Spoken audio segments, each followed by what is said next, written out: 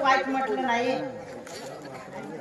आणि त्या माकडाला आम्हाला वाईट म्हणतात. अरे मला अविनाश म्हणतात पाहुण्यांच्या वराला. अरे ती मुलगी आमच्या तावडीतून सुटली. अरे तिला आज ना उद्या आमच्या हाताला मरावेच लागेल. मरेल, जरूर मरेल. ती अशी नाही. आपण तिच्या घरावर हल्ला करायचा, आपल्या वळ्या उतरून आणायचा आणि मधल्या बोटात तुला असं नाचवायचा. मग ते आपला रूप पाहून एखाद्या विहिरीमध्ये जीव दे. मग ते आपला रस्ता मोकळा झाला. चाल बिला आता आपलं दारू पण मन शांत करायचं.